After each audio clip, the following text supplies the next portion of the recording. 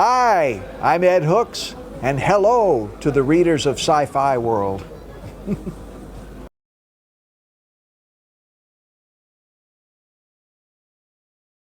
The difference between an actor and an animator is that, well, animation and acting are two different art forms.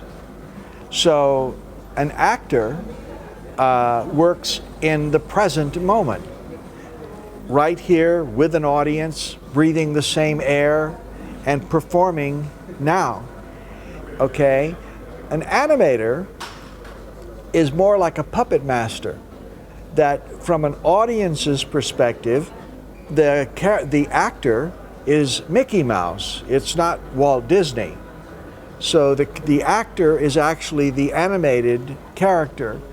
So you don't think of an animator as an actor. So that's the main difference. In animation, it's 24 frames make a second. So animators have an illusion of a present moment. And so different art form, different discipline, but the same acting principles because it has to do with performance.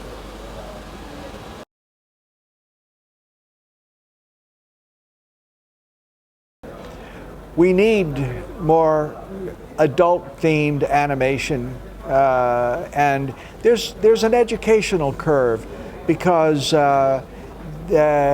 historically the cartoons have been for kids, and so they are full of physical humor and you know, characters that are stepping on a rake and getting the rake will hit them in the head, that type of stuff. They slip and fall. So this is physical gags, and they appeal to children. But stories for adults, animation is such a powerful medium and a powerful art form. It goes directly to the heart. And we're now starting to see adult-themed animation, and I think it's excellent. There's a great market for this. There's a great need for it. You just can't spend 200 million US dollars on an adult-themed animation, but you certainly can make adult-themed animation and make a profit and tell a good story. You can do that. Yeah.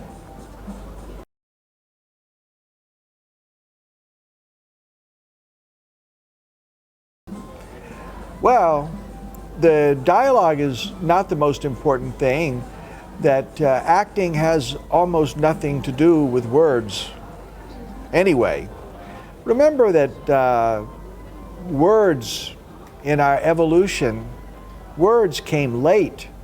Before that, we sang and we danced and we expressed ourselves in other ways. Words came late, and we're still working on them.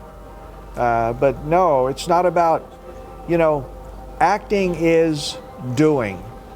It's not acting is saying or acting is talking. Acting is doing. And that doesn't necessarily have anything to do with words.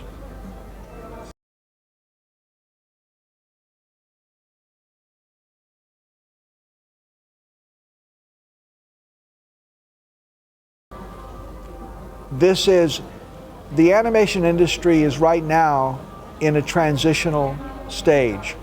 It's becoming less Hollywood-centric. Hollywood has successfully commercialized animation. Hollywood has learned how to use animation to sell product, to sell theme parks, to sell towels and children's toys. But Hollywood is not using animation to tell stories mainly. And what I see is a lot of creativity that's coming up in storytelling around the world in different countries. I think the most exciting work is coming up in other countries. In Brazil, in Israel, in Portugal, in Spain, France. It's the next generation. Let me say this. It's only been 25 years since Toy Story. Toy Story came out in 1995. If you look at how much the industry has changed in these 25 years, and then think 25 years from now, if it keeps changing anything close to the amount it has been changing, then we're not going to recognize it at all by 25 years from now. Think about this. When Toy Story was made, you didn't have streaming. You still had VHS. Now the DVD has replaced the VHS, and the DVD is going away. You didn't have Kickstarter. You didn't have all of these clever ways to raise money. Computers could not do 25 years ago what they can do now. Your cell phone, you can make a movie with your cell phone. So we're living in a remarkable time in terms of technology, and once this technology is applied to art, we're going to see massive changes between now and 25 years from now. And this new generation of animators, they're all pioneers. It's all going to happen. So this is a wonderful time to be an animator. Yeah.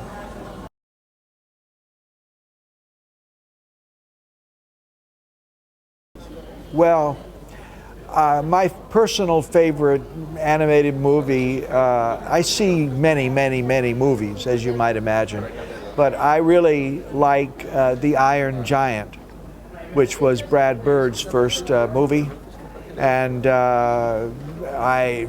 I've seen that movie many times, and I still love it.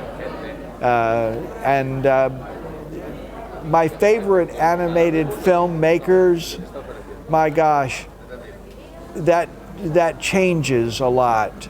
Brad, I think Brad is still my favorite. However, Brad is making very big budget movies right now, and I wish that he would make a movie on a more limited budget. I think he's better, for me, my personal, I want him to make smaller movies. But I do think he's quite a brilliant filmmaker. I think Sylvain Chomet is I think is great. Yeah, I think in Israel, I think Ari Folman is doing some really good stuff with documentary kind of footage. This new director that directed Boy and the World, he's in Brazil, and his name is Ali something, A-L-E, and I can't remember his last name, I'm sorry. But he's I think about 30 years old, and Boy in the World is a wonderful animated film. I recommend that movie so highly, and so few people have seen it. It was in the Oscar, it was nominated. It was nominated for an Academy Award, and it lost to Inside Out, I think, and which was predictable. However, in my opinion, it was a better movie. I recommend it.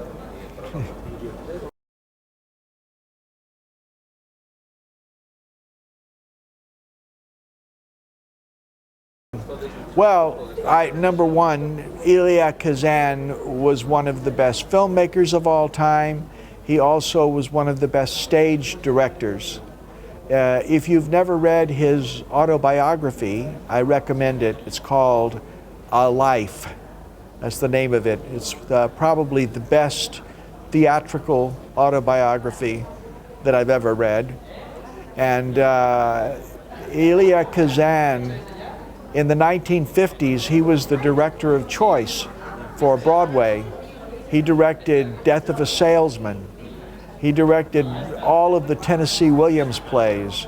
He's the one who first cast Marlon Brando. He also cast James Dean. Yeah, So, and then he stopped doing plays and began to do movies. And he did The Streetcar Named Desire, he did Giant, he did so many. Anyway, Elia Kazan was a wonderful director and one of my very favorites. I will watch anything Elia Kazan.